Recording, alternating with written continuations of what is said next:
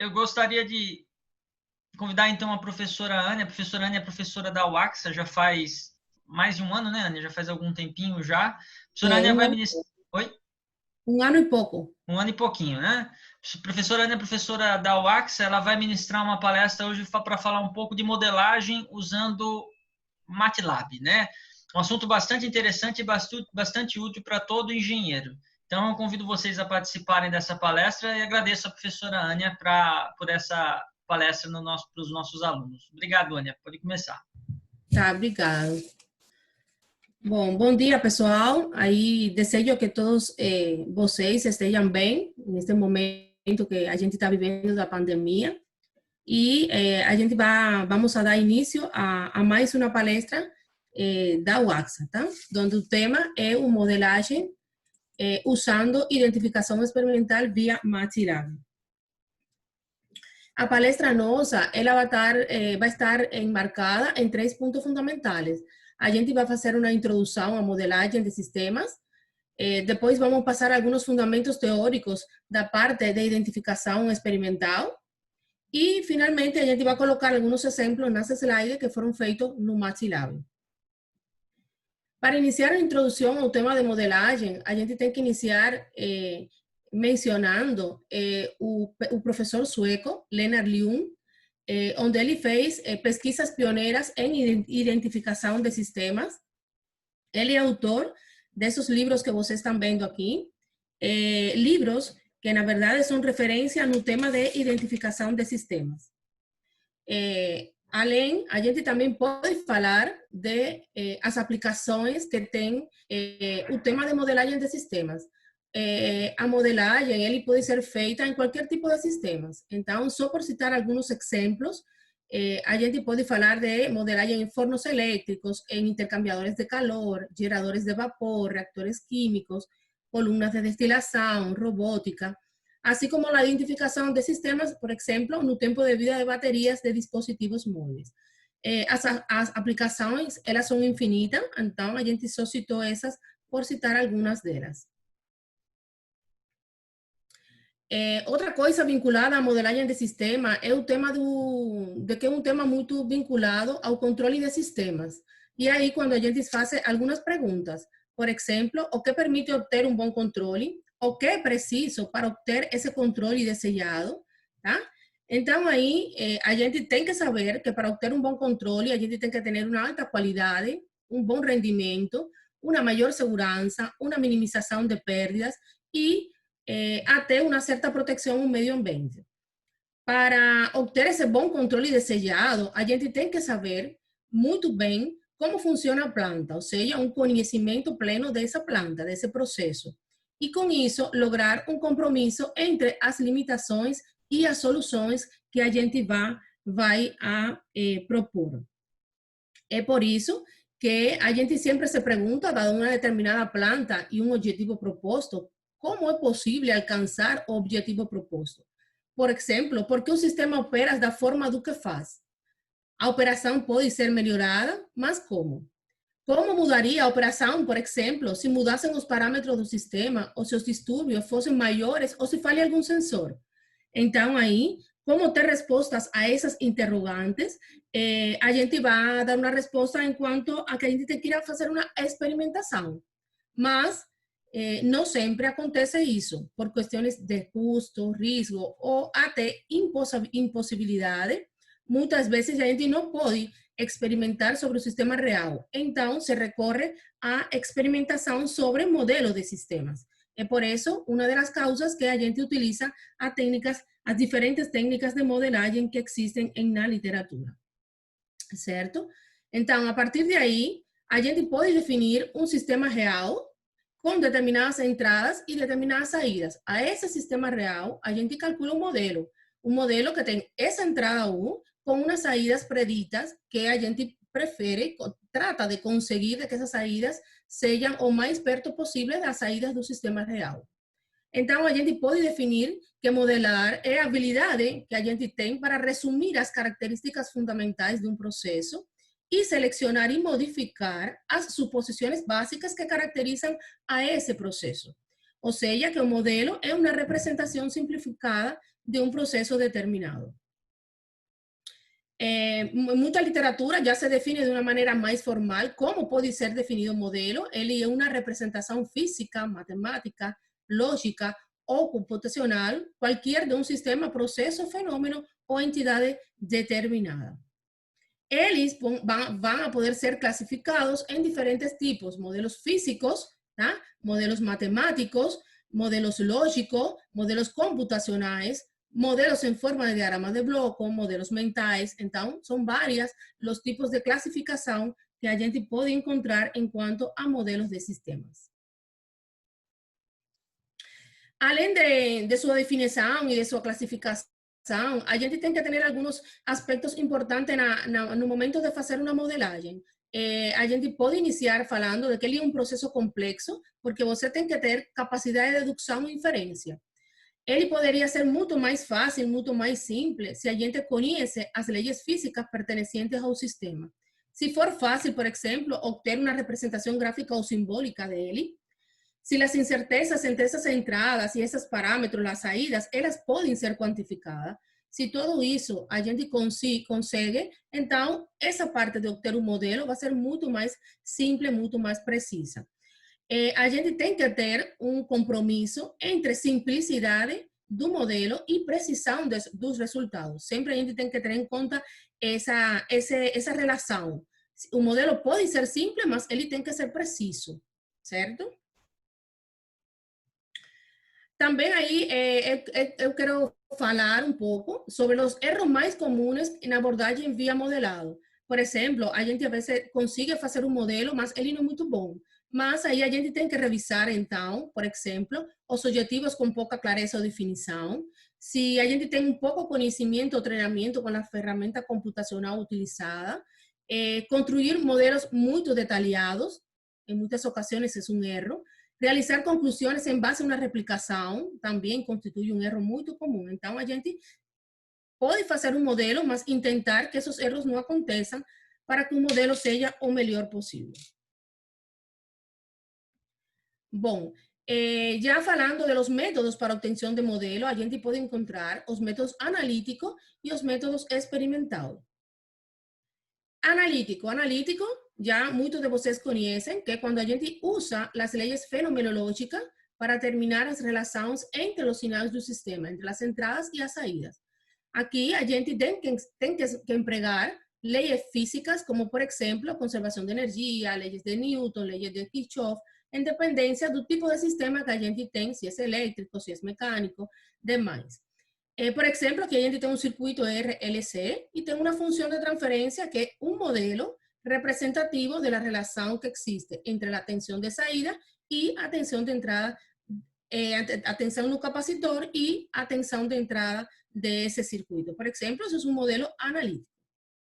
Por citar só um simples exemplo. Outro enfoque é o enfoque experimental, tá? Que é o que a gente vai apresentar na palestra nossa. O experimental, aqui o sistema é visto como uma caixa preta, onde a verdade se assume uma determinada estrutura para o modelo.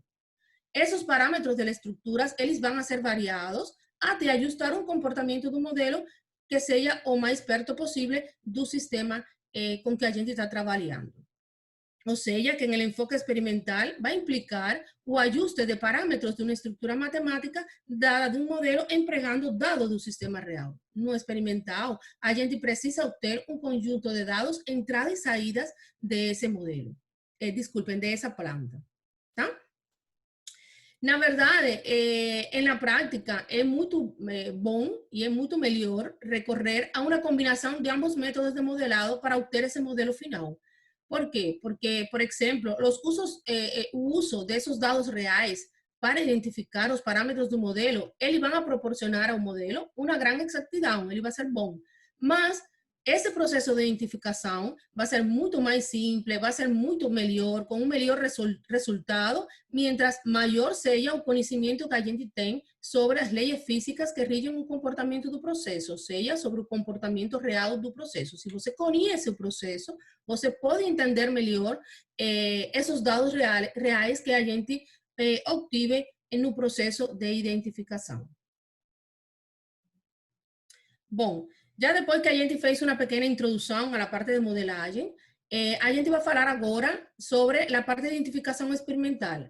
Eu tentei aqui colocar os fundamentos teóricos muito breve, porque é uma temática bastante ampla, e a gente vai falar destes 5 itens que vocês estão percebendo aqui. A definição de identificação experimental, vamos a falar de algumas considerações práticas durante o experimento, os métodos de identificação que existem, quais são os passos para fazer essa identificação e, por último, vamos a falar da identificação paramétrica, que é com a que a gente vai trabalhar no Toolbox de Identificação do MATLAB. Bom, por definir a identificação, na verdade, a gente pode definir ela como uma técnica de construir um modelo a partir das variáveis medidas do sistema, ou seja, entradas, saídas e as possíveis perturbações dos sistemas. Você mide essas variáveis e tem esse conjunto. Então, a partir dele, você faz essa modelagem do sistema via identificação experimental. Como a identificação é um método de construção de modelo baseado em experimento, então, uma das principais considerações práticas que a gente tem que ter é como desenhar esse experimento. Ou seja, a gente tem que definir que variável de entrada você vai tomar como variável manipulada, que variável vai tomar como variável controlada, todo esse tipo de desenho. Além, a gente também tem que desenhar esse sinal de entrada com o qual a gente vai excitar o sistema. A gente tem que selecionar o período de amostragem com que a gente vai trabalhar. Se a identificação, a gente vai fazer ela em malha aberta ou malha fechada. Se essa identificação é online ou offline. Que tipo de equipamentos a gente tem disponível para a geração da señal de entrada, a filtragem das señales. Tudo isso a gente tem que considerar no momento de fazer um experimento. Eu coloquei aqui algumas slides onde a gente vai falar de como a gente pode desenhar essa señal de entrada e em quanto período de amostragem. Bom, aqui a gente tem que ter alguma coisa muito clara aqui, que os dados de entrada e saída, ele tem que proporcionar toda a informação possível sobre o sistema. Se esses dados, quando a gente faz o experimento, eles não são ricos, eles não representam toda a dinâmica do sistema, o modelo identificado via identificação experimental não vai ser bom. Então, aí é necessário que esse sinal de entrada consiga excitar o sistema em toda a faixa de frequência de interesse, certo? Entre essas señales mais utilizadas está o degrau, estão as sinusoides, estão os sinais binários pseudo-aleatórios, PGBS, e as sinais de ruído branco. Aqui a gente pode falar um pouco, por exemplo, do degrau. O degrau é um sinal que é bastante fácil de implementar a nível de laboratório, pois ele é capaz de excitar o sistema e que ele mostre em sua saída toda a dinâmica possível, tá? As sinais pseudo-aleatórias binárias, em este caso, e as de sinais de ruído branco, elas geralmente são sinais que têm um espectro de frequência relativamente amplo. Então, quando a gente precisa um espectro mais amplo, a gente utiliza os sinais binários pseudo-aleatórios ou de ruído branco.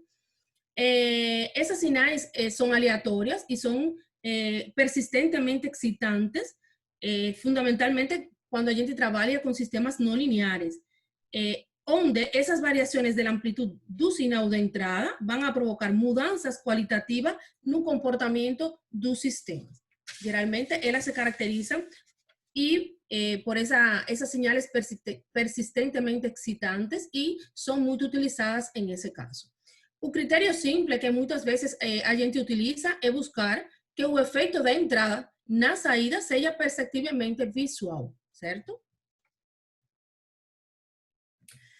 Outra consideração que a gente tem que ter na sinal de entrada é que a faixa de frequência na sinal de entrada, ela está em função das características do processo, como, por exemplo, a constante de tempo. Então, muita bibliografia, muitos livros, por exemplo, o livro de Liuchen, o livro de Aguirre, também, que é um livro de identificação de sistema, eles enmarcam aí, colocam essa variação da frequência máxima da señal de entrada, que é um critério que a gente utiliza muito para selecionar ela. Bom, então, já depois que falamos da parte da señal de entrada, a gente vai passar a falar sobre o período de amostragem e a duração do experimento. aí a gente sempre se pergunta, qual é a frequência da amostragem para que as perdas de informação sejam insignificantes? Bom, essa frequência da amostragem é limitada pelo processo no qual o agente vai trabalhar. E dentro desse processo, dessa planta, é por instrumento de controle, o instrumento de medição, o tipo de algoritmo de controle que a gente vai utilizar. Ou seja, que cada processo tem um critério para determinar essa frequência da amostragem. Em quanto à duração, se a duração do experimento for fixa, por exemplo, o ideal é aplicar um alto período de amostragem para dispor de mais dados. Se o número de dados for fixo, por exemplo, o período de amostragem não deve ser muito grande, pois os dados vão ter muito pouca informação sobre essas dinâmicas de alta frequência, e nem muito pequeno, pois os ruídos vão ter, em esse caso, muita influência sobre o sistema. A frequência de amostragem que se utiliza é dada pela frequência de Naiscuit, tá? Que é baseada em um teorema de amostragem de Naiscuit, onde essa frequência de amostragem tem que ser maior ou igual que 2 vezes, que o dobro da frequência de la sinal do sistema.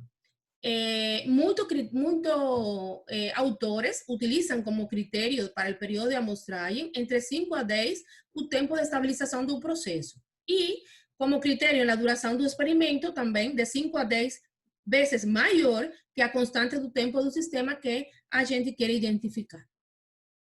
Então, esses seriam alguns requerimentos já em quanto ao período de amostragem, em quanto à duração do experimento e em quanto a o tipo de sinal de entrada a usar. Outra consideração prática que a gente tem que ter no momento de fazer um experimento em quanto às deficiências que podem ter esses dados adquiridos. A gente tem um conjunto de dados, entrada, saída, mas esses dados, eles não sempre são bons. Então, aí a gente tem que fazer um pré-tratamento dos dados. Por exemplo, entre essas deficiencias estão as perturbações de alta frequência, ocasionais dados espúridos e olvido, derivas, offset, perturbações em baixa frequência, valores numéricos das distintas sinais não possuem a mesma ordem de magnitude, atrasos de tempo no sistema. Então, a gente vai fazer uma análise visual para detectar algum tipo dessas deficiências e vai tentar tratar elas. Aqui, eu coloquei cada uma delas e como a gente pode, por exemplo, ir tratando. Por exemplo, quando a gente tem perturbações de altas frequências, aí a gente tem que saber que quando isso acontece é uma eleição, uma escolha errada do período de amostragem ou do filtro antes da amostragem. Quando é dados espúridos e olvido, a gente tem que eliminar esses dados incorretos e inserir dados no tempo em que há erros de aquisição. Quando a gente tem perturbações lentas, por exemplo, que são causas externas e é preferivelmente não considerar elas no modelo, aí a gente pode, por exemplo, eliminar essas perturbações mediante um tratamento de dados, definir adequadamente o ruído do modelo, considerando em ela todas as perturbações, linealizar o modelo ao redor de um ponto de operação, tá? Sustrair o valor médio das variáveis. Então, essas perturbações lentas se podem fazer qualquer tipo dessas soluções que eu mostrei aí. Outro tipo de deficiência é o escalado das variáveis. Na prática, as magnitudes da variável, obviamente, são diferentes. Então, o escalado e esse offset pode ser usado para corrigir esse problema das variáveis. Em quanto aos retardos de tempo, muitas vezes eles podem ser despreciados, mas em outros tipos de processo, eles não são despreciáveis. Então, aí, para a gente estimar o retardo, tratar ele dentro dos dados, a gente faz um deslocamento temporal das entradas em relação às saídas, onde uma é usada como referência, a outra é deslocada no tempo. Geralmente, a que se desloca é a entrada em função desse valor de retardo de tempo. Bom, aí a gente já falou de algumas considerações práticas que a gente tem que ter. Então, a gente vai falar um pouquinho sobre os métodos de identificação. Existem dois tipos de métodos, en este caso, son los métodos paramétricos, que son los métodos que a gente vai usar na palestra de hoy. Eles estiman os parámetros do modelo e están los métodos no paramétricos. Estos métodos, eles não vão resultar de um modelo matemático, como, por exemplo, uma função de transferência, mas sim de uma representação gráfica que caracteriza a resposta a dinâmica do sistema. Por exemplo, são os chamados métodos de resposta de grau, impulso, os gráficos de módulo de fase, que já muitos de vocês também han trabalhado já. Bom, agora vamos a passar a ver os passos para identificar experimentalmente um sistema. Bom, nesta figura eu mostro cada um dos passos. O primeiro passo é desenho do experimento e aquisição dos dados. A gente vai obter esse conjunto de dados entradas e saídas, onde a gente tem que excitar o sistema com uma sinal de entrada e medir suas entradas e as saídas durante um intervalo de tempo. Em este passo, a gente tem que lembrar todo o que eu falei anteriormente, como se faz um desenho do experimento, tá? Que sinais usar, que período de amostragem, qual é a duração dele, como a fazer o experimento que fique o melhor possível essa obtenção de dados de entrada e saída. O segundo passo é observar os dados e melhorar eles, que é o que a gente falou anteriormente como pré-tratamento dos dados. Aqui a gente vai ver que as medições, elas possuem ruídos indesejados, algum outro tipo de imperfeição, e a gente tem que corrigir para que um processo de identificação seja bom, dê certo. Aí a gente prepara esses dados para facilitar o procedimento. O terceiro e quarto passo, o terceiro é a eleição da estrutura do modelo, tá? Onde a gente aí tem que saber perfeitamente,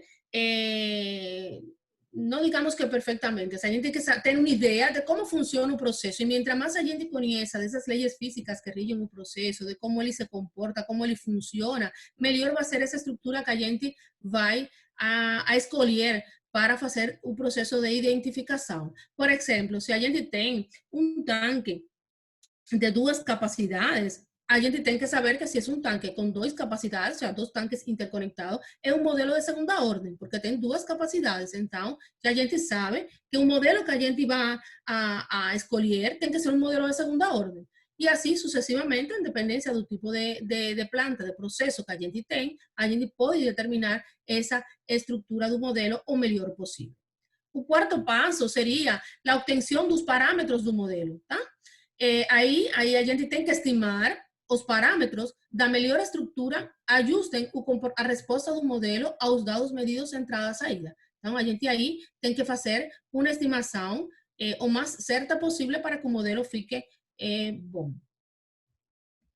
O quinto passo seria a validação desse modelo. Aí a gente determina se o modelo obtido satisfaz o grau de exatidão requerido para esse processo com que a gente está trabalhando. A gente compara se o modelo, a validação, tem um erro pequeno, um porcentagem de aproximação muito bom, perto do 100%, ou em dependência da aplicação, não sempre tem que ser perto do 100%, aí o modelo é bom, então a gente tem um modelo suficientemente representativo e termina a identificação. Mas, o que acontece se o modelo não for válido? Aí a gente tem que revisar se o conjunto de dados entrada e saída não proporciona suficiente informação. Aí a gente tem que revisar se os dados não são úteis, tá? A gente tem que revisar se a estrutura escolhida não é capaz de proporcionar uma boa descrição do modelo ou se o critério de ajuste dos parâmetros selecionados não é mais adequado. Então, a gente tem que iniciar o processo de identificação em função de onde a gente encontre que tive um erro nos passos que eu descrevi anteriormente. Bom, aí a gente já falou sobre os passos dessa identificação experimental e a gente vai falar um pouco agora sobre a identificação paramétrica, obviamente, que entra dentro dos métodos paramétricos para identificação de sistema. Aqui a gente pode ver que existen diversos métodos matemáticos para ajustar os parâmetros de uma estrutura de modelo e esse conjunto de dados. Os mais utilizados seria o método de mínimos quadrados, o método de variáveis instrumentais. O método de mínimos quadrados é o que a gente vai trabalhar com um dos modelos que a gente vai explicar mais na frente. E uma diferença muito importante que tem entre esses modelos paramétricos é a diferença com os não paramétricos, é que estes paramétricos eles vão estar descritos mediante uma estrutura matemática e um número finito de parâmetros que vão relacionar as entradas, as salidas e as perturbações, certo? Então, a partir de los diferentes métodos, entre eles está a família de modelos de funções de transferências, que sim, são muito apropriados para a modelagem em uma ampla classe de sistemas práticos. Aí esses modelos que a gente vai apresentar entre a família de função de transferência, eles vão ser usados na identificação e vão descrever o comportamento do sistema em tempo discreto. Obviamente, porque os dados de entrada e saída são obtidos da amostragem das señais correspondientes. Caso a gente queira convertir ele a contínuo, a gente pode convertir com técnicas apropriadas que tem o MATLAB. Bom, então a gente aqui vai mostrar também de maneira breve, tá? Porque é um tema bastante extenso, um modelo geral, neste caso, um modelo geral discreto, tá? Que vai estar descrito por a equação 1, esta que vocês veem aí, onde ele vai relacionar as saídas y en K con la entrada U en K y las perturbaciones V en K. ¿tá? Es un modelo que relaciona todas las variables que están implicadas, o sea, que son las variables que tienen que ver con un proceso. Como tengo un conjunto de dados entrada y salida, mi modelo tiene que representar ese conjunto de variables, salidas, entradas y perturbaciones. En ese modelo, a gente va a ver que tiene polinomios A, B, F, C y D. Son polinomios, ¿tá? Y el cociente de él forma la función de transferencia. B sobre F, C sobre D serían las funciones de transferencias representativas para ese modelo discreto. En esos polinomios, ustedes van a ver ahí que tienen orden de los polinomios, NA, NB, NC, ND, NF. Ellos son los respectivos orden de cada polinomio. Esos órdenes, a gente va a trabajar más en la frente también con esos NA, NB, NC, NK, demás, para poder trabalhar, colocar os parâmetros en el toolbox de identificação. O sea, que tem que lembrar de esos órdenes dos polinomios mais na frente. Esse modelo, de forma geral discreto, ele tem uma representação em diagrama em bloco, que é essa que vocês estão percebendo na figura, onde a entrada vai estar multiplicada por sua função de transferência, B sobre F, a perturbação, a função de transferência, C sobre D, e a saída, 1 sobre A, en este caso. Então, já definimos uma estrutura de modelo de função de transferência e só resta, então, ajustar esses coeficientes. Então, a partir desse modelo geral de função de transferência discreto, a gente vai ter diversas estruturas de modelo partindo dessa equação. Entre essas estruturas de modelo, a gente vai ter um modelo autorregressivo com variáveis exógenas, ARX, um modelo ARMAX, que é um modelo autorregressivo com média móvel e entradas exógenas, y un modelo OE, que es el modelo de error de salida, y un modelo BJ, que es von Schempp. Vamos a explicar rapidinho cada uno de ellos. Por ejemplo, un modelo autorregresivo con entrada exógena. Partimos de la ecuación inicial, que a gente ya mostró en las slides anteriores, la ecuación 1. Hacemos los polinomios C, D y F igual 1, e inmediatamente un modelo ARX va a estar representado por la ecuación número 2, ¿cierto? Ese modelo se puede transformar como la ecuación siguiente y tener la representación en diagrama de bloque que ustedes están percibiendo aquí. Este modelo ARX, en este caso, él presenta una parte AR, donde ese modelo autorregresivo, esa parte AR es la parte autorregresiva que multiplica un polinomio en K por I, Y en K. Y ese modelo autorregresivo, ¿qué significa? Que él implica una retención del número de valores pasados de esa salida. Y ese número de valores sería el orden del sistema. Aquí, muy importante que a gente tiene que perceber también, en este modelo RX, el polinomio A está en los dos términos, o sea, en los términos de la entrada y un término de la perturbación. Y eso, más de frente, a gente puede ver un detalle de esos modelos ARX. Aquí en este slide yo coloqué el mismo modelo ARX, ya solo que aquí está desenvolvido con cada uno de los parámetros de un polinomio. Un polinomio A tiene los parámetros A1, AT, A a la NA, y un polinomio B tiene desde B1 hasta BNB. ¿tá? Esos parámetros ajustables, A1, A2, B1, B2, serían los parámetros ajustables que a gente precisa para terminar con un ajuste bom no modelo. Bom, esses modelos RX, eles pertenecem a uma classe de modelos chamado erros na equação e geralmente é um modelo muito simples a ser estimado e como falei anteriormente, o polinomio A, ele está representando tanto a dinâmica do sistema quanto as propriedades do ruído. Então, aí, estimar essa dinâmica do sistema se torna a vezes difícil e a vezes é preciso utilizar órdenes altos dos polinomios, en este caso. O próximo modelo é o modelo ARMAX. O modelo ARMAX é um modelo autorregressivo de média móvel com entrada exógena, onde a gente tem a equação principal, que a gente já falou, modelo discreto geral, D e F, esses polinômios, ele faz 1, imediatamente o modelo toma a forma da equação número 3. Trabalhando ele, e a gente tem a saída em função da entrada e da perturbação, onde B sobre A seria a função de transferência que multiplica a entrada e C sobre A é a função de transferência que multiplica a essa sinal de perturbação. Esse modelo de armas também pertence à classe de modelos de R na equação e ele é modelado com um processo de média móvel e o ruído adicionado na saída, neste caso VNK, ele é modelado como um ruído branco filtrado por um filtro Armax, en ese caso, que va a estar dado por esa función de transferencia C sobre A. Bom, finalmente, esse modelo ARMA tem esta representação que vocês veem aí em diagrama de bloco, que é muito representativa, obviamente, dessa equação do próprio modelo. Temos os modelos OE, que são os modelos de erro na saída. Esses modelos, en la ecuación geral, a gente faz A, C y D igual 1, obtém la ecuación 4, que é a representativa desse modelo de erros de saída, e su diagrama en bloco es ese que está aqui na direita. Esse ruído branco é adicionado diretamente na saída, e o modelo difiere dos outros, porque ele modela a dinâmica do sistema em forma separada, e não tem nenhum parâmetro para descrever o ruído, tá? Os dois primeiros, ele, na dinâmica, descreve tanto o ruído como a dinâmica do sistema. O E y VJ, que es un próximo, lo utilizan, hacen ese modelamiento de la dinámica del sistema y del ruido de forma separada. VJ, este modelo que está aquí, donde ustedes van a ver que inmediatamente esa ecuación geral se hace A igual 1 y el modelo va a ficar representado por esa ecuación que está mostrando V sobre F, U en K más C sobre D, por V en K. En este caso, un modelo de R de salida y un sistema representado por V sobre F y obviamente un ruido a perturbación C sobre D.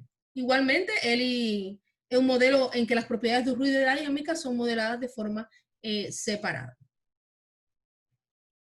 Bom, aqui a gente já mostrou os 4 modelos que a gente vai a colocar de exemplo, o ARX, ARMAS, OI e VJ. Então, aqui a gente, eu coloquei um exemplo do modelo ARX. Por exemplo, esta é a equação da ARX que a gente viu anteriormente e era desenvolvida já aqui no tempo discreto. Aí vamos a ver que como ela é convertida em função de transferência. Por exemplo, A1 e A2 seriam os coeficientes de A. Seriam aqui os polos los polos da función de transferencia. V0 y V1 serían aquí los coeficientes de los ceros de esa función de transferencia y menos 3 sería aquí un representativo del retardo, que el retardo siempre va a estar en el primer término de la entrada que multiplica al primer coeficiente del polinomio B, en este caso, que es V0. Então, aqui um aspecto muito importante é que em esses modelos discretos polinomiais que a gente falou agora, é muito importante saber a quantidade de zeros, a quantidade de zeros que a gente vai ter, que seria por el coeficiente NB, lembrem que é o ordem del polinomio B que a gente viu anteriormente, a quantidade de polos, que seria, en este caso, o orden del polinomio A, e assim como a quantidade de amostras de atraso entre a saída e a entrada, que seria o retardo, o atraso do tempo no sistema. Então, geralmente, quando a gente não tem uma ideia desses valores, porque não conhece muito bem o processo, não significa que você não possa utilizar eles. Se pode, mas que fazemos? Se podem estimar vários modelos dentro de um conjunto de valores e depois escolher aqueles que oferecem uma melhor estimação do modelo. Ou seja, a gente muitas vezes vai testando até encontrar o melhor modelo para esse sistema, para esse conjunto de dados entrada e saída. Então, partindo desse modelo ARX que temos aqui, tá? Essa equação, a gente quis definir aqui dois passos muito importantes. Uma é a eleição da estrutura de modelo e a outra é a obtenção dos parâmetros. Então, quando a gente fala de eleição da estrutura de modelo, essa é uma tarefa que corresponde ao projetista, ou seja, ao diseñador. ¿Por quê? Porque según os conhecimentos que a gente tem sobre o sistema, se deve escolher o número de parâmetros dos polinômios A, B e o retardo, que é o que a gente falou anteriormente, NA, NB e NK, que neste caso são 2, 2 e 3. E com o toolbar de identificação é que a gente vai a fazer essa obtenção desses parâmetros do modelo que ajustam a resposta do modelo aos dados entrada e saída que a gente obtém no experimento. O sea, a gente vai calcular com esse toolbox A1, A2, B0 e B1. Bom, então a gente vai passar agora já a falar um pouco do toolbox de identificação com MATLAB, como ele funciona e como a gente pode fazer algum tipo de exemplo. Esse toolbox, ele possui uma grande quantidade de coleção de funções que são muito úteis na temática de modelagem e identificação de sistemas dinâmicos. Essas funções, elas incluem diferentes algoritmos para ajustar os parâmetros em todo tipo de modelos lineares. E também eles vão permitir examinar essas propriedades desses modelos fazendo um pré-processamento dos dados utilizados na identificação. O toolbox, ele tem dois modos de trabalho. Um é o modo comando e outro é a interface de usuário. Em modo de comando, obviamente, aí se trabalha diretamente desde a janela de comando, ou seja, o workspace do MATLAB, realizando chamadas a diferentes funções que o toolbox tem. E tem o outro modo, que é interface de usuário. Aí se facilita o trabalho com as funções de forma transparente ao usuário como tal. Esse processo de identificação, a gente sempre tem que partir que a gente tem que ter um conjunto de dados entrada e saída obtidos de forma experimental, de um sistema físico, obviamente.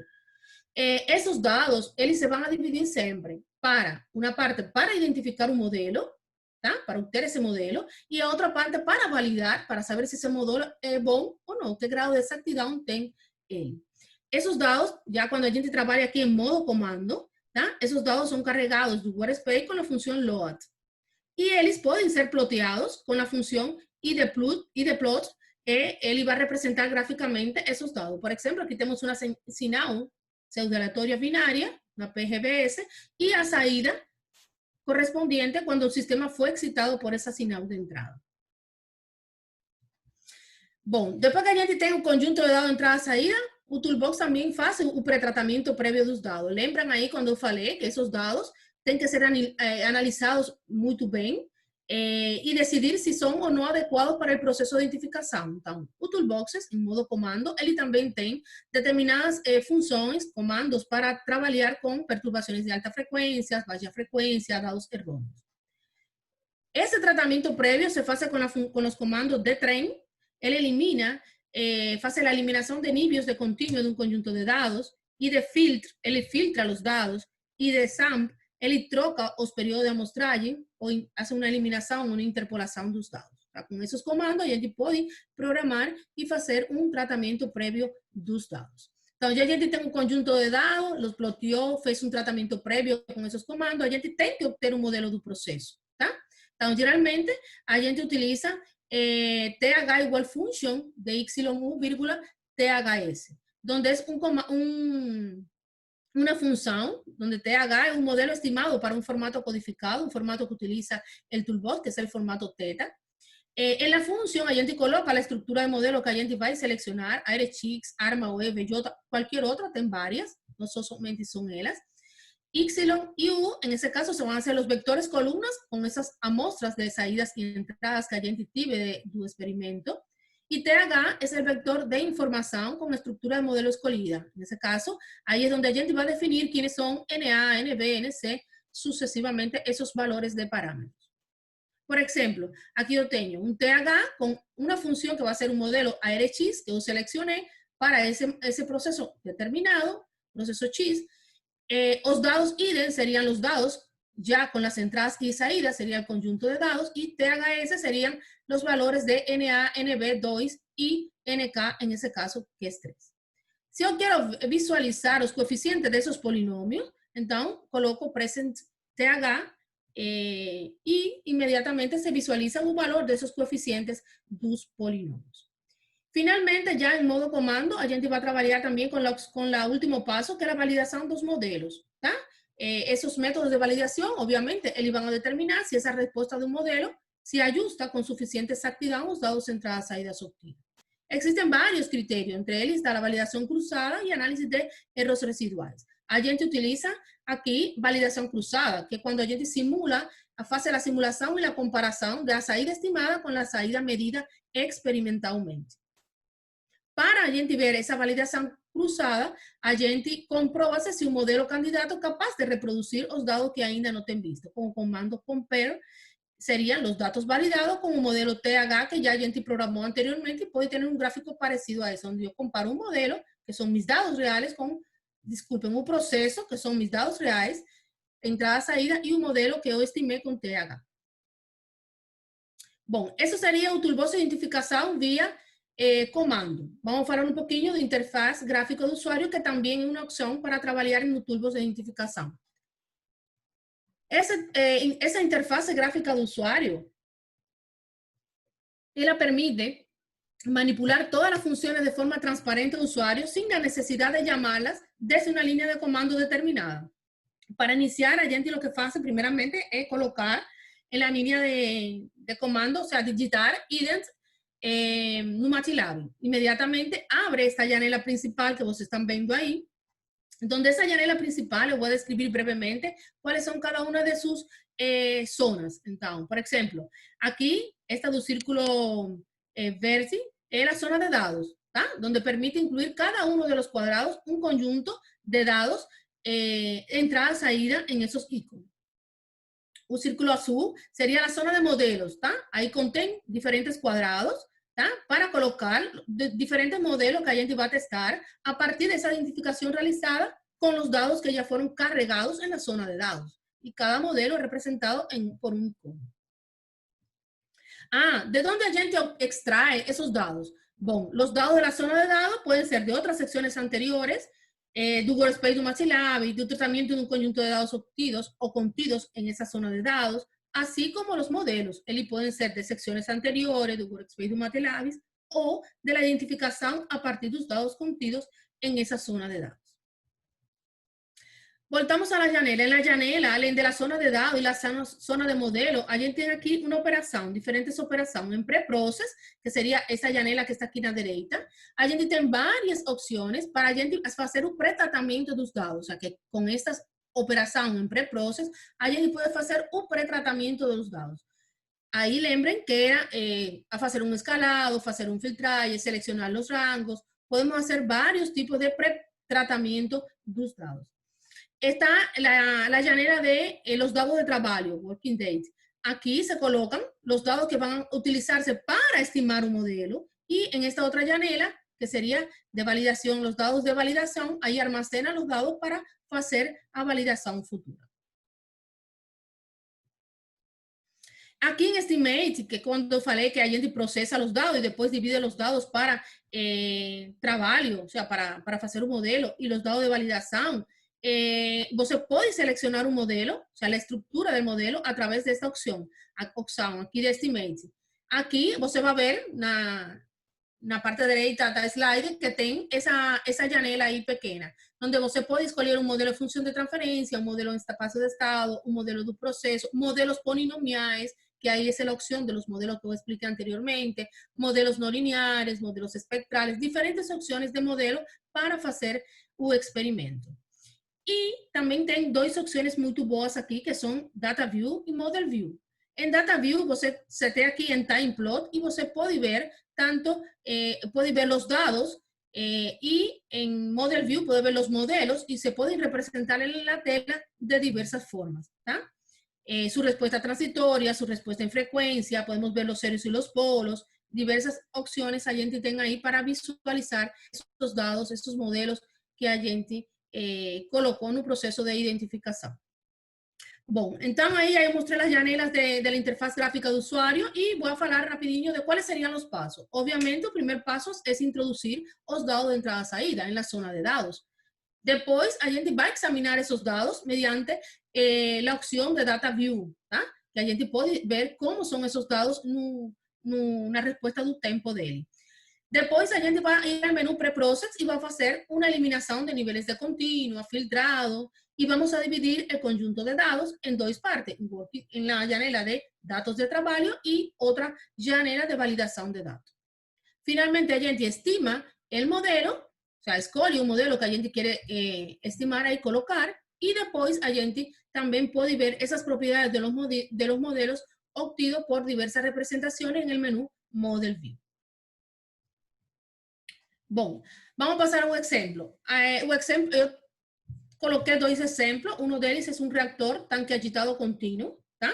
Ese es un proceso generalmente que se utiliza mucho en las industrias farmacéuticas, en las industrias que tienen que ver con la parte de reacciones químicas. Un reactor tanque agitado continuo, en él ocurre en su interior una reacción determinada, exotérmica de un producto A para obtener un producto B, y finalmente él tiene varias variables. En este caso, eu coloquei como variable de entrada o fluxo de refrigerante. O fluxo de refrigerante é um fluxo que entra en la camisa, que son esos bordes exteriores del reactor, donde se inyecta un fluxo refrigerante para disminuir la temperatura en el interior del reactor. Entonces, como variable manipulada es ese fluxo refrigerante, y como variable controlada a saídas del sistema va a ser a concentración C sub A de ese producto A y a temperatura de saída do produto. Então, esse reactor químico, eu tenho um set de dados determinados que eu carrego ele no toolbox como load cctr.dat. Ele vai ter 4 columnas. La primera es un tempo, la segunda es la entrada, el fluxo refrigerante, y la tercera y la cuarta son las salidas. Obviamente, este no es un sistema CISOS, una entrada, una salida, es un sistema CIMO, o sea, donde você tem una entrada y 2 saídas, por tanto, você vai ter 2 modelos. Uno de cada salida con relación a su entrada, que es en ese caso una sola entrada. Entonces vamos a intentar hacer a modelagem con el toolbox, con la interfaz gráfica de usuario, para obter 2 modelos matemáticos. Bom, o primeiro é convertir os dados a um ficheiro, a um arquivo data object, tá? Aí a gente carrega os dados, load cctr, e logo converte esses dados a esse ficheiro através do comando id-data. ¿tá? Ese fichero data object es un fichero, un tipo de formato objeto que con el que trabaja, en este caso, el toolbox de identificación. Entonces, en data cctr, visualizan aquí que está en vermelho, ese nome, que eu dou a ese fichero data object, que lo faço con id-data, donde va a conter as saídas, que en ese caso serían las columnas 3 y 4, a entrada, que sería mi columna 2, con un tiempo de amostragem de 0,1. O próximo passo é colocar idem, começa a abrir aí já o toolbox de identificação do MAXILAB com essa janela principal, tá? Que é a mesma janela que eu descrevi anteriormente, e a gente carrega os dados. Quando a gente coloca aqui import data, data object, imediatamente a gente sale, visualizan esta janela onde a gente coloca aqui data cctr, es un nome de ese archivo de dados entrada-salida que eu di no slide anterior. Importamos él y inmediatamente aparece en este icono el conjunto de dados de entrada-salida de mi reactor. O paso siguiente es preprocesar los dados. Eu vou preprocesar los dados y doy aquí Quick Start para hacer un preprocesamiento de los dados. Voy a limpiar los dados. Para visualizar él, a gente da aquí, setea la opción Time Plot. Inmediatamente allí tem esta gráfica que você está vendo aqui, a média de los dados azul são os dados reais, e já no dado verde, a gente calculou aí uma média e fez um escalado, tá? O próprio Toolbox ele faz, tanto para minha saída, como para minha entrada, certo? O azul é os dados reais, repito, e o verde já seriam os dados tratados, pré-processados. Esses dados, você podem ver eles aqui, que seriam estes. O azul son los dados reales y un verde serían los datos ya preprocesados. Além, ya cuando a gente faz o preprocessamento, ele divide os dados para trabalho e os dados para validação. E com Time Plot, a gente pode ver esses dados para estimar e validar. Se vocês percebem aqui, o cor vermelho serían los dados, en este caso, para la estimación, que serían estos que están en este icone, y o cor azul, verde azul, azul claro, esos dados, ahí serían los dados referentes a la validación, que serían esos que están aquí no icone de data cctr-dv, ¿cierto? Entonces, ahí ya a gente fez o preprocessamento de los dados y dividió los dados para trabalho y para validação. O próximo passo seria estimar. Eu vou aqui no menu de estimar, lembram o menu de estimar, e eu escolho um deles aí. Obviamente, como escolho que tipo de modelo? Depende do processo, depende da aplicação em questão. depende do conhecimento básico que você tem desse processo, de como ele se comporta na vida real. Então, por exemplo, para o reactor, aqui eu escolhi os modelos polinomiais, escolhi 3. Por exemplo, ARX ou EIVJ. Então, quando a gente aqui coloca, la seleciona model, polynomial models, imediatamente sale essa janela, ARX.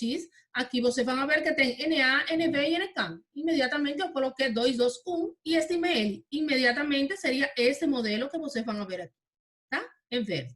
Ou mesmo a gente faz com a escolha de um OE e um BJ, estima eles e vão ser o azul e o vermelho, tá? Então, já na janela de dados, eu tenho todos mis dados pré-processados e divididos em validação e estimação. E en la zona de modelos, yo tengo 3 modelos que yo testé para ese proceso determinado.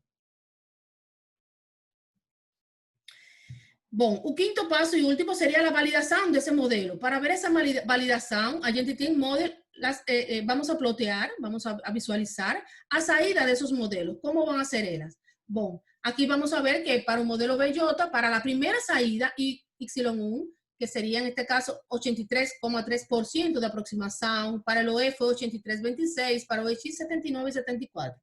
Para a saída 2, eles têm outra aproximação. Então, a gente tem determinados valores de aproximação de cada um desses modelos. A gente escolhe o melhor ou o que mais seja perto de lo que eu quero, do comportamento que eu quero no sistema que eu estou trabalhando.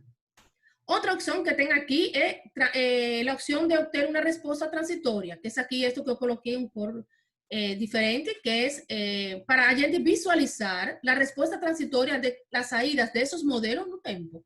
No tempo, ante um degrau, ante um impulso, tem várias opções aí para a gente plotear. Outra das opções que a gente pode ver aí são os zeros e os polos, a resposta em frequência, tá? De cada um desses modelos. Tem várias opções que a gente pode experimentar aí e testar para aprender aí um pouco. Então, já a gente tem 3 modelos testados, cada um com sua aproximação. Então, vamos a colocar eles no Workspace, porque eu quero ver os parâmetros, tá? Como a gente faz isso?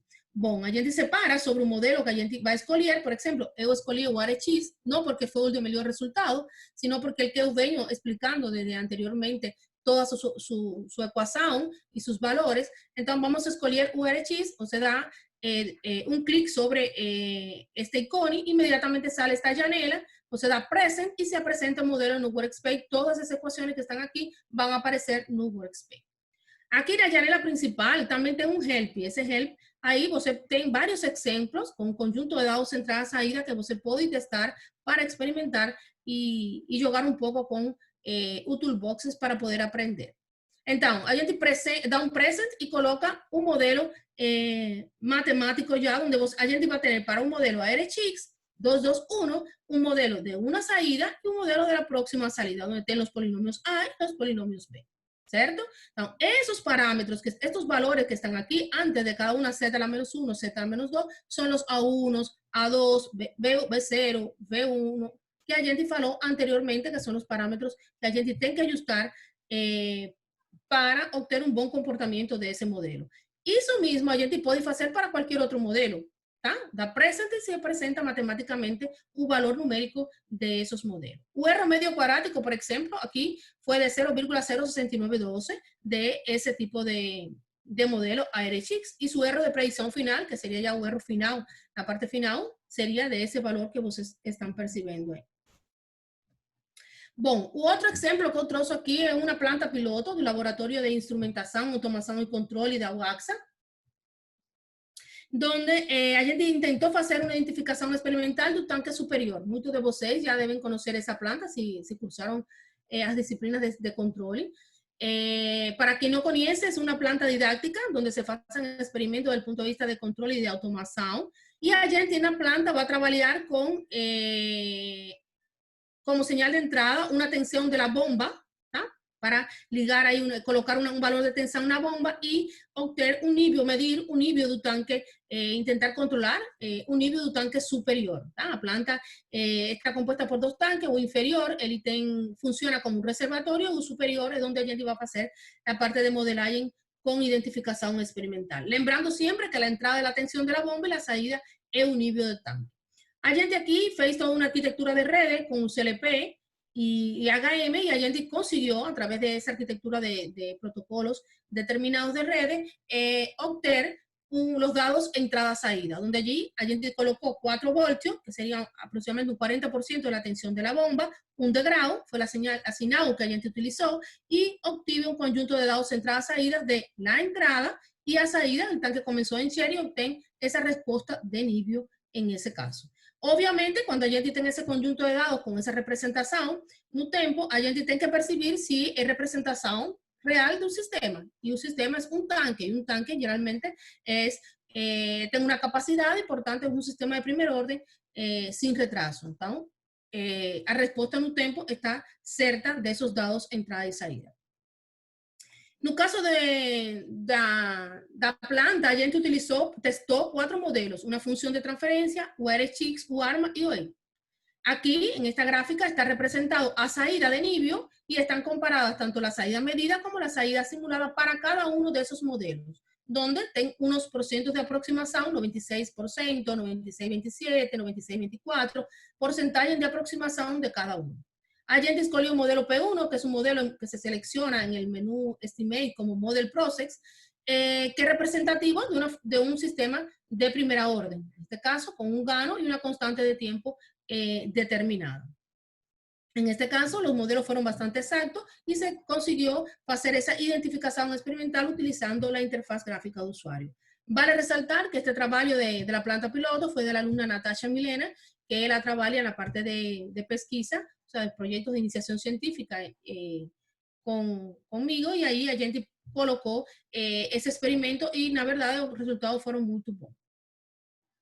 Bueno, ya finalmente, esos serían los 2 ejemplos que trouxe hoje minha palestra, e a modo de conclusão, a gente pode lembrar alguns provérbios que são muito úteis na parte de modelagem de sistema. Por exemplo, a gente sempre tem que ter presente, a planta sempre tem razão, mais informação é pior que ignorância, um modelo contém apenas o que em ele fosse colocado, um modelo não validado não pode ser sintonizado, o universo, a pesar de não linear, é quase sempre bem comportado.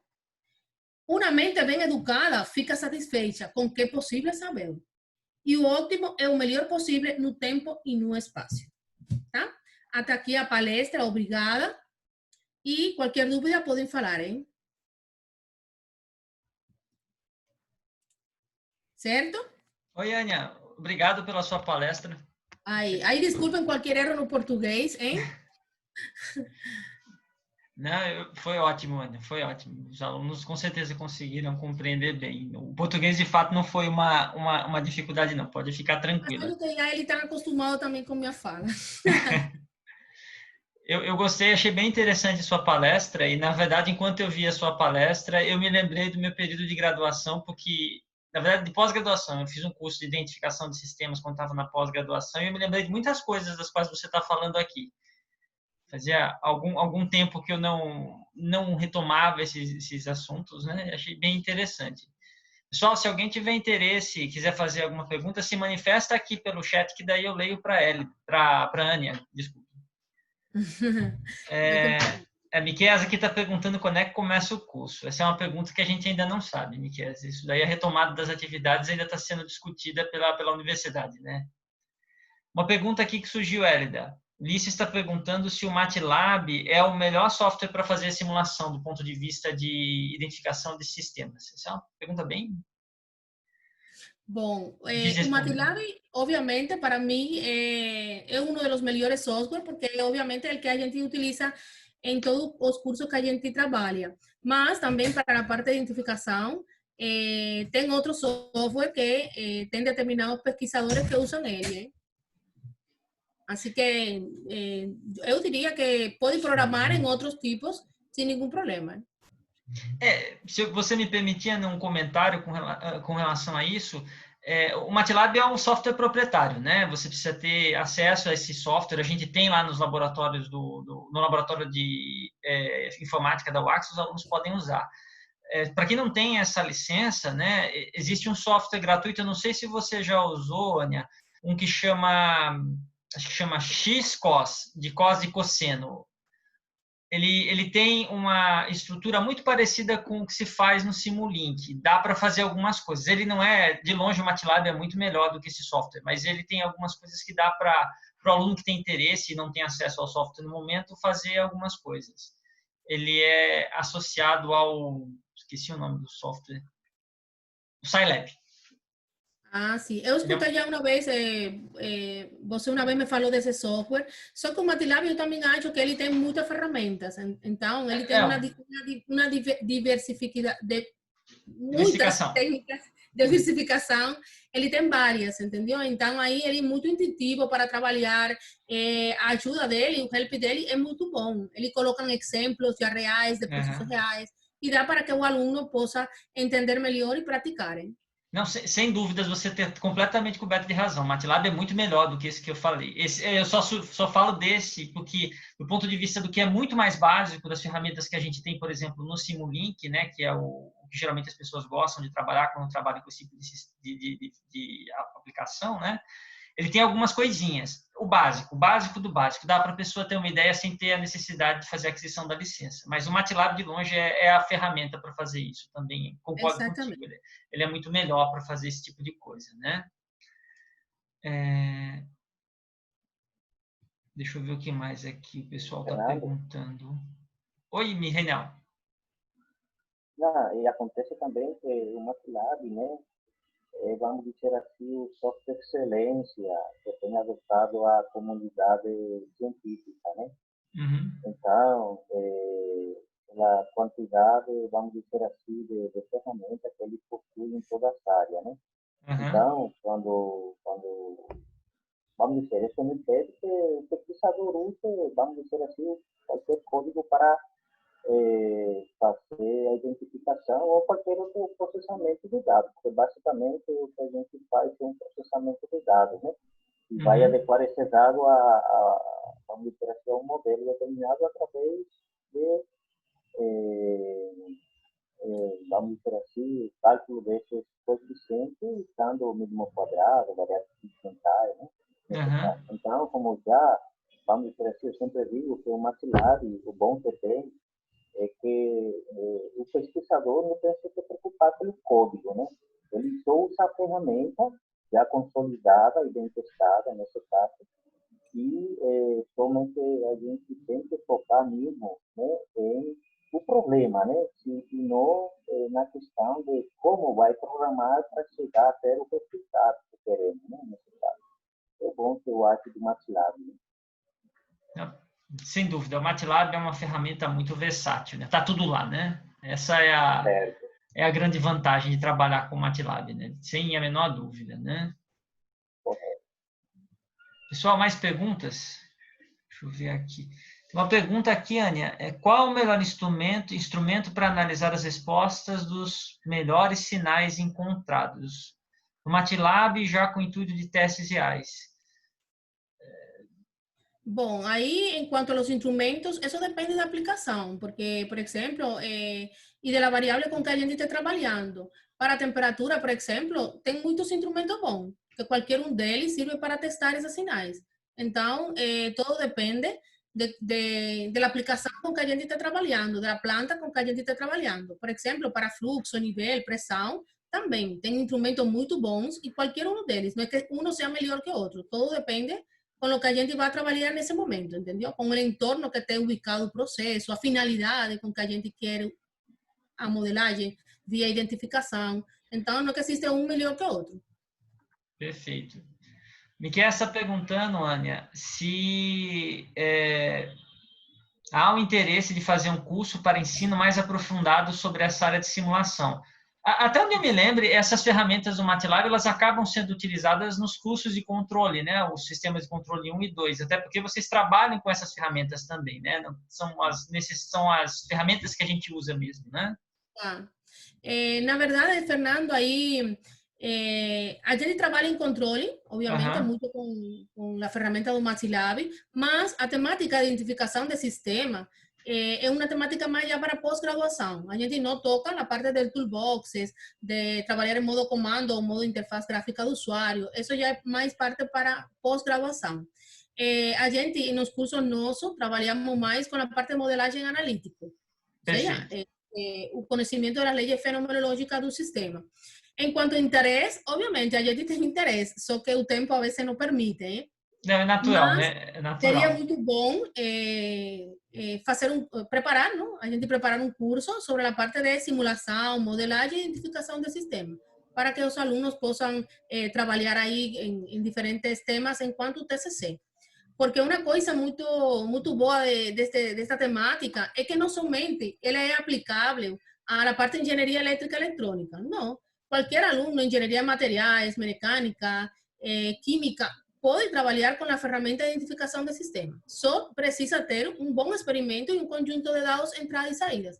Então, eu acho que seria um curso muito bom para a dinâmica, a grande quantidade de alunos que a gente tem na UAXA, ou seja, de curso da UAXA, qualquer um deles pode participar nesse curso, né? A gente vai pensar aí, a ver se com o tempo nosso podemos oferecer aí um curso de Naturalmente, né? A gente sabe das restrições que a gente tem em diversos aspectos, né? Mas a gente conversa, quem sabe no futuro a gente não consegue delinear alguma coisa assim, né? Exatamente. Perfeito. E como eu disse, né, o curso que eu fiz associado a essa parte de identificação também foi de fato na pós-graduação, né? Foi quando eu estava fazendo o doutorado. Mas com um enfoque um pouco diferente. Oi, Reinaldo. Fernando. Não, eu só queria agregar essa parte da implementação. Na verdade, não existe um melhor instrumento, né? Quer dizer, tudo vai depender da natureza dos sinais que estão sendo envolvidos, né? Da entrada e a saída e a nossa necessidade, né? Quer dizer, precisamos de um centro de amostragem determinado, né? Então, a gente tem que procurar instrumentos que consiga, vamos dizer assim, poder adquirir sinais nesse tempo, né? Tem que ser um instrumento que não seja muito afetado pelo ruído do ambiente, né? Porque uma das coisas que a gente tem que entender é que isso não é só para ficar nível laboratório. Você vai para o nível industrial. No nível industrial tem muito ruído no sistema, né? Então, na hora de tu fazer uma medição, tu tem que garantir que essa medição seja o mais limpa possível, né? Então, quer dizer, não existe o instrumento, né? E se a gente não tem o instrumento, então a gente tem que usar o que tem na mão, né?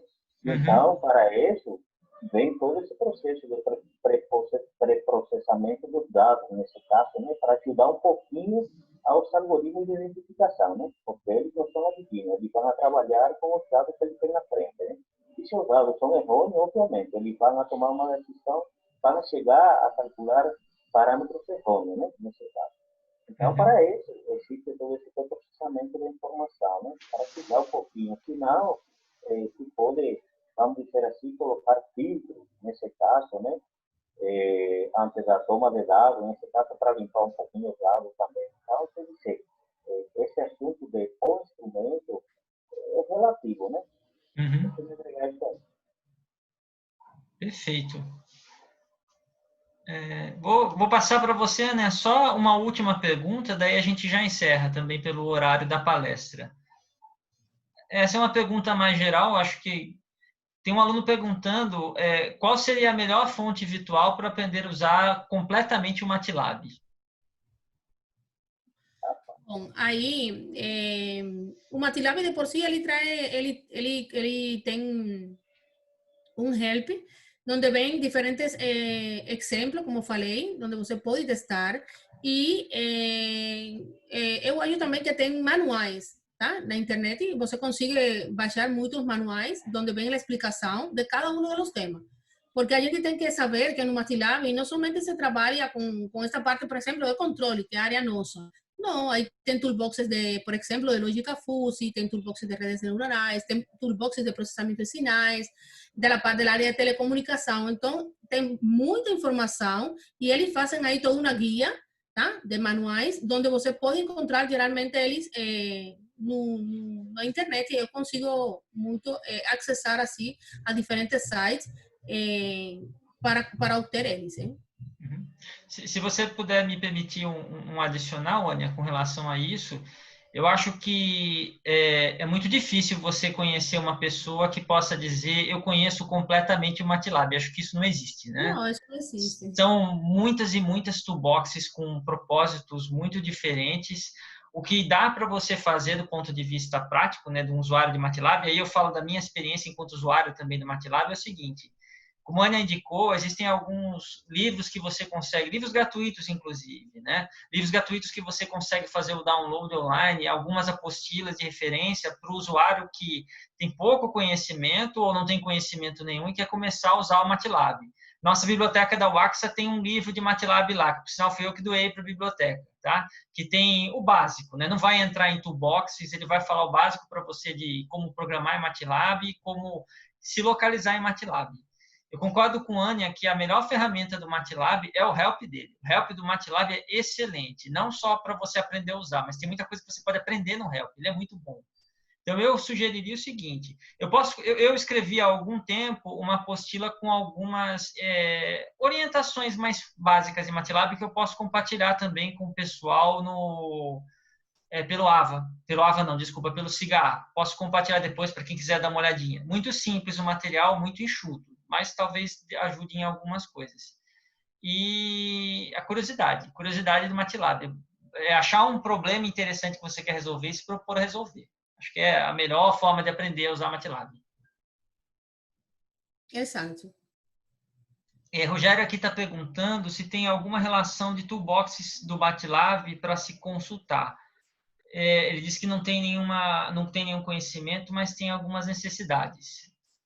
Sim, existe uma relação muito ampla, como falei, de toolboxes do MATLAB. Eu posso depois enviar para o professor Rogelio alguns materiais que eu tenho sobre o assunto e aí ele pode ver, aí examinar esses toolboxes, saber se algum deles é compatível com a área que ele trabalha e que ele precisa fazer a pesquisa. Aí tem muitos toolboxes. Eu falei já por exemplo, tem toolboxes de processamento de sinais, de redes neurais, de lógica física, a parte de inteligência artificial. Tem toolboxes que relacionam muito a parte de matemática, entendeu? De cálculos numéricos. Tem muitos, na verdade. Tem de controle de sistema, aquele que a gente utiliza. Então, eu depois eu posso passar alguma informação aí para o professor. Lembrando... Ok, obrigado. Lembrando que o MATLAB é da Marvel, né? Então, estou acessando ao site da Marvel, né? A gente pode ter assim uma ideia grande sobre o que pode proporcionar o MATLAB, né? Mas assim, é um tema bastante amplo e ele tem muitas ferramentas. Na verdade, assim, a gente imagina, né? A quantidade de coisa que ele tem. Ela é verdadeiramente impressionante, né? E como é um software que, vamos dizer assim, ele a cada versão ele sai, né? Sempre estão colocando desenvolvimentos novos, né? Nesse caso. Né? Então, quer dizer, a gente hoje encontra uma coisa e amanhã já tem algo mais sobre o assunto, né? Na verdade, é muito interessante. Inclusive sobre assuntos novos, né? Ele trabalha em tempo real, né? Ele trabalha em 3D, ele pode fazer interface gráfica visual, tem um monte de coisa aí que, na verdade, a gente não imagina. Tudo depende da nossa necessidade, né? Mas sempre vai ter algo, na verdade. Perfeito. Bem, eu acho que, mais uma vez, eu gostaria de agradecer a Ania pela palestra, pela explanação. Eu gostei bastante da sua apresentação. Eu adorei os exemplos. O de Natasha, então, que a gente consegue relacionar com a planta que a gente tem no laboratório e ver quão bons são os modelos para representar a curva da vazão do tanque, é muito legal ver como a matemática, como a física conseguem, e as ferramentas do MATLAB te ajudam a modelar e conseguem representar isso tão próximo da realidade, né? É bem interessante. Bem, eu agradeço a Ania, não sei se a Ania quer falar mais alguma coisinha ainda.